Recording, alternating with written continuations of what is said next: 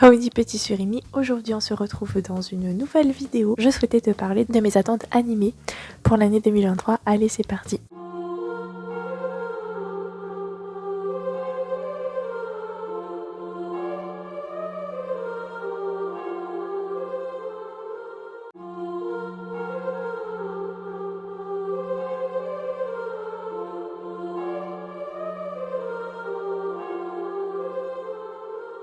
Oh my gosh!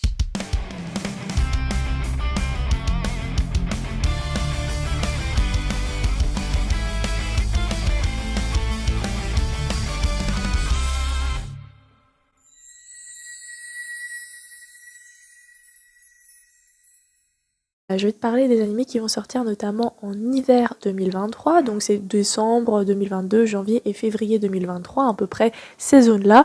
Et tu vas voir qu'il y a des bonnes sorties et je vais peut-être piquer après d'autres annonces pour l'année à venir 2023, des annonces qui pourraient faire plaisir. C'est une vidéo qui va être assez rapide, hein, donc c'est pas le but de faire que des résumés machin, mais de dire un petit peu ce qui me plairait. Donc on va commencer par Kagami no Kojo. Donc, qui est une histoire qui se passe à Tokyo mais qui va tourner autour des frères Grimm, et il y aura une histoire un petit peu de labyrinthe, d'escape game. Ils vont mettre un petit peu, il y aura des obstacles avec les frères Grimm machin, et ça a l'air vachement intéressant. Ensuite, pour ceux qui me connaissent, je suis extrêmement fan de la franchise Fate. D'ailleurs, si c'est pas fait, n'hésite pas, je te la mets en barre d'infos, à voir ma vidéo sur l'ordre de Fate. Et d'ailleurs, dedans, je te parlais du nouveau projet. Ça y est, c'est acté. C'est prévu pour le 31 décembre. Fate Strange Fate sera adapté et ce sera la partie Whispers of Dawn. Donc je crois que ce sera un film qui va parler de la troisième guerre du Saint Graal à Fuyuki en 2009. Mais si tu veux des vidéos qui expliquent un petit peu la timeline des Fate, je te renvoie tout de suite à mes vidéos que j'ai déjà faites, mode d'emploi sur Fate. Et d'autre part, il y aura d'autres vidéos qui vont détailler chaque partie. Mais j'attendais que justement Fate Strange Fate sorte pour faire les parties des vidéos. C'est pareil pour One Piece, pareil pour plein d'autres animés. J'ai décidé de les faire par arc. Enfin bref, tu verras, je ne te spoile pas, mais autant dire que ce sera une dinguerie. Ensuite, il y a Ayakashi Triangle. Ça me dit vaguement un truc. Alors, je crois que j'ai déjà dû tomber sur des OAV ou sur le manga peut-être. C'est très ecchi. Qui va parler de monstres, un peu d'exorcisme, etc. avec de très bons designs. Donc j'ai qu'une hâte, c'est de le découvrir. Il y a Benria Saito-san. Donc c'est un homme à tout faire qui va être transporté dans un autre monde. Donc pourquoi pas, en général, on a toujours des chômeurs ou des étudiants. Pour le coup, on a une femme de ménage. Enfin, un monsieur de propreté. Pourquoi pas, donc ce sera dans un monde de fantasy avec des aventuriers, ça pourrait être drôle. Évidemment, j'attends avec impatience la suite de Bungo Stray Dog qui nous revient avec sa saison 4, et pour le coup, je peux t'assurer que saison 1 et 2 c'était un apéro, saison 3 c'était l'entrée, et saison 4 ça y est, on est dans le plat de résistance. Pour moi, c'est à partir de ce qui se passe dans la saison 4 que l'histoire commence véritablement. D'ailleurs, même dans le manga papier, on voit carrément une scission. La bande d'annonce était mais d'une puissance incroyable. Si tu as vu mes mangas préférés de tous les temps, tu as vu qu'il était dedans. J'adore l'anime aussi, mais le manga a une place plus chère à mon cœur. Un titre hyper à rallonge. En gros, c'est Reborn to Master the Blade. Donc ça nous parle d'un roi qui, grâce à une déesse, devient chevalier et a fondé un empire. Mais il a vieilli, il veut se réincarner et mener une vie au calme, parce qu'il a passé sa vie à la dédier à son peuple. Et donc il va se réincarner, mais alors là c'est pour ça que je vous le mets parce qu'il est intéressant, il va se réincarner en jeune femme. Donc on part d'un vieil homme qui devient une jeune femme. C'est vraiment glauque, on est d'accord. Et donc il décide de devenir chevalier, sauf que il se réincarne en petite fille de 6 ans, et là on lui dit « Oh, tu pourras pas devenir chevalier du coup ». Et donc voilà, l'histoire elle a l'air hyper barrée et hyper intéressante. J'ai vraiment hâte de découvrir de quoi il en retourne. Ensuite, il y a La Voix du Tablier saison 2. Alors j'avais commencé la 1, j'avais complètement abandonné parce que faute de temps, mais c'est incroyable. J'avais le tome 1, on me l'avait envoyé, c'est vraiment incroyable. Ensuite, il y a High Card. Je crois que ça parle de jeu d'argent, de psychologie machin, donc j'en détaille pas plus parce que j'avais prévu de faire une vidéo sur le sujet. Ensuite, c'est le design, je vous avoue, je vous mens pas, qui m'a attiré, mais j'aimerais voir Isekai Nonbiri no Ka, et en vrai, moi, c'est des isekai et du beau design, ça m'attire tout de suite. Un mec qui est mort du coup du burn-out, voilà, et se réincarne dans un autre monde, et on lui dit t'as le droit à des souhaits parce que dans ta vie antérieure t'as travaillé comme un baudet, et donc lui il veut un corps qui ne lui fasse plus jamais tomber malade, vivre dans un endroit paisible, bien parler la langue, et du coup il va être réincarné en fermier. Il va être entouré aussi de belles gosses, vraiment de très belles gosses. Pour avoir lu une partie des scans, c'est très bien. Voilà, c'est très très bien. Et j'aimerais bien qu'un jour ils les sortent en France. D'ailleurs j'avais vu qu'il y avait un manga de Emma Toyama que je voulais absolument, Isekai aussi, et qu'ils allaient le sortir, donc j'étais contente. En termes de suite aussi, j'attends évidemment la saison 2 de Nagatoro-san, qui est un animé que je suis assidûment avec Darling. D'ailleurs, il était tellement obsédé que j'étais à deux doigts de lui acheter le manga papier. Sauf qu'après, il a voulu que je lui achète d'autres mangas en priorité, donc j'avais priorisé les autres mangas. Mais c'est vraiment trop drôle, j'adore. Et la meuf, elle a typiquement ma personnalité en mode je vais bully mon mec, tu vois, genre. Mais en mode gentil, en mode mignon, quoi. On a Kyokusuri saison 2. Alors, pour ceux qui ne connaissent pas, c'est Stranger Case. Je vous avais dit que c'était un manga papier, au format papier, que j'avais adoré et que j'avais hâte de voir la saison 1. Pareil, j'ai eu vraiment la flemme intergalactique. Je n'ai pas terminé la saison 1, mais bon Dieu que c'est bon. Vraiment, elle est incroyable cette animé, je l'aime beaucoup.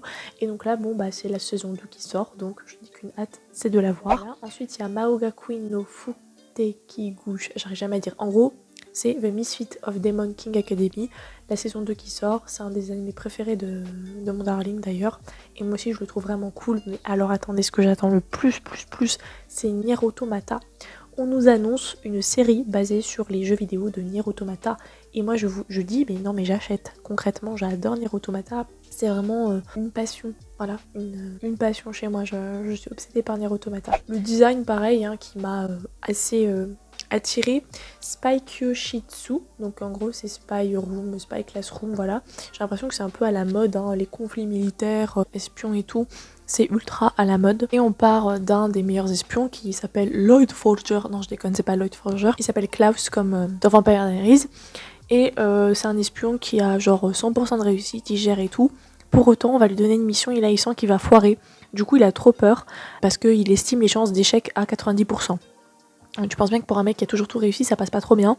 Et donc il décide de recruter une équipe et il va s'entourer évidemment de 7 nanas, parce que c'est prouvé que les meufs c'est les meilleures espionnes au monde, bref. 7 nanas qui n'ont pas d'expérience pratique mais qui ont largement les compétences en fait de réussir la mission. Et donc son but ça va être de leur donner de l'expérience dans l'espionnage. Elles sont prêtes à n'importe quel stratagème pour réussir leur mission et prouver qu'elles peuvent aller en mission. Et d'ailleurs ça donne lieu à des situations extrêmement cocasses. Donc rien que le synopsis me donne envie, surtout le design. Le design de Grete, de Sibylla, de Monica. Et le personnage principal, je ne sais pas qui c'est, mais elle est très belle, c'est la plus belle. Ensuite, il y a la seconde saison de Tokyo Revengers. Là, pareil, la première saison, c'était carrément un amuse-bouche, voilà, pour pas dire autre chose. La saison 2, là, on s'attaque aux gros morceaux. Ça va être une hécatombe, ça va perdre un peu de la candeur qu'on avait plus ou moins dans la saison 1, ça va vraiment devenir ultra mature, et c'est là que toute cette histoire de time loop, machin, retour dans l'espace, oui, dans le temps, machin, va prendre tout son ampleur. Et moi en vrai, à chaque fois que je lis un scan de Tokyo Rev, je suis à ramasser la petite cuillère concrètement. C'est vraiment trop bien. On nous a enfin annoncé l'OAV de Hirano to Kagiura. Donc pour ceux qui n'avaient pas lu Sasaki to Miyano, c'était un boys love très mignon, limite shoujo. Voilà, j'avais vraiment beaucoup aimé, mais moi, mon personnage préféré c'était Hirano. Et je trouve que Hirano, finalement, comme l'avait dit Miyano, hein, est aussi gay. Voilà. Donc du coup, il va tomber amoureux de son colocataire, je crois, qui s'appelle Kagiura. Et j'avais hâte de voir cette histoire adaptée sur notre écran, en espérant que le manga soit un jour en France, parce que puisqu'il y a la série principale, pourquoi pas avoir le spin-off. Et ce sera un court-métrage, donc à voir combien il va durer. Court-métrage, ça signifie 25-30 minutes. J'espère que ça fera quand même plus 45-1 heure. J'aimerais bien. Pour terminer, justement, il y aura Sasaki to Miyano. Ils ont décidé de faire un film, cette fois-ci, un long métrage, pour adapter, on va dire, je crois, la fin, je crois, si j'ai bien compris, du manga et tout. On connaît pas encore la durée, mais on sait que ça sort en février. Et voilà, je n'ai qu'une hâte, c'est de le voir, ma passion, Sasaki to Miyano. Ensuite, on bascule sur le printemps 2023 avec notamment la saison 3 de Dr Stone. J'ai à peine commencé la saison 2, donc faut que je me bagne. Ça me motive au moins de savoir les échéances et tout. Ensuite, on a la saison 2 de Hidden Zero. Ma petite sœur a décidé de drop. Perso, je veux continuer, je trouve ça vraiment bien. Ensuite, la saison 2 de Isekai wa Smartphone to Tomoni. Ça tombait bien parce qu'à chaque fois, j'étais en train de me dire mais non, je vais pas la finir, j'ai la flemme. Et j'étais toujours en train de culpabiliser en me disant mais tu vas pas finir, ça pue, ça fait pitié, voilà, tu sers à rien. Et au final, heureusement que j'ai attendu puisque la saison 2 est annoncée pour le mois d'avril. Un des animes que j'attends le plus en 2023 en plus de la saison 4 de BSD, c'est totalement la saison 2 de Maotsukai no Yome. J'adore The Enchant Magus Bride. Les mangas, j'aimerais tous les avoir. Aussi les spin-offs. J'aimerais bien aussi qu'ils animent les spin-offs. J'adore cette histoire, elle est hyper poétique, hyper sous-cotée je trouve. Une autre attente que j'ai, c'est My Home Hero. Franchement, le mois d'avril, un des meilleurs mois quand il y a des animés qui sortent.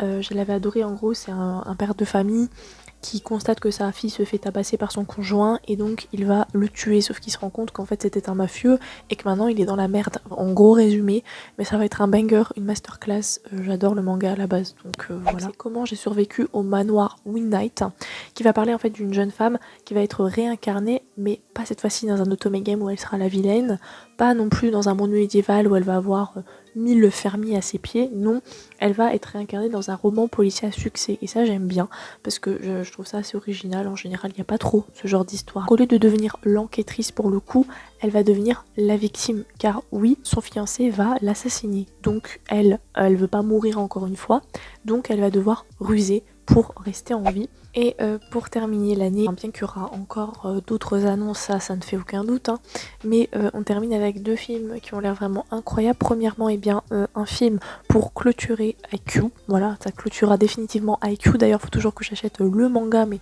il y a trop de tomes, c'est beaucoup trop cher pour moi. Enfin bref, mais un des meilleurs animés de sport au monde. Et un autre film sur Sailor Moon, Team Sailor Moon. Il y aimerait qu'un jour ça termine en tatou. Tellement j'adore Sailor Moon, mais je sais pas encore trop quoi faire. Enfin bref, on sera au 30e siècle où Chibiusa se rend compte qu'elle ne peut plus repartir dans le passé. Je vais pas trop en dire plus parce que sinon ce serait spoiler la franchise Sailor Moon, ce qui serait un peu con, mais voilà. Voilà, cette vidéo est à présent terminée. J'espère qu'elle t'aura plu. Moi en tout cas, j'ai adoré la faire. C'est vrai que j'avais dit que je ne le ferais plus sur ma chaîne YouTube parce que je le faisais assez souvent sur TikTok, voilà. Mais j'avais envie de vous partager un peu c'est la nouvelle année quoi, donc de vous partager un petit peu les nouveautés qui allaient sortir, et après vous verrez des animés de saison, du moment, de machin, peut-être pas de saison mais peut-être du moment. J'avais une envie de faire ça, ça fait longtemps que je l'avais pas fait, et puis voilà. Sur ce, passe une bonne journée, passe une bonne soirée. Njana.